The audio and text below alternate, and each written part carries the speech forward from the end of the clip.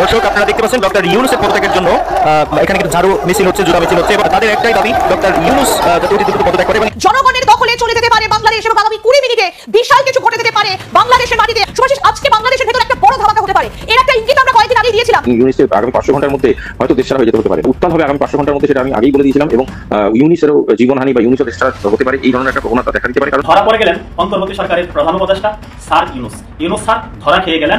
Sir ইউনূসের প্রকৃত চেহারা জাতির চোখের সামনে জ্বলজ্বল করছে। ইউনূস সাহেব ধরা পড়ে গেছেন, মুজাহিদুল ইসলাম সেলিম।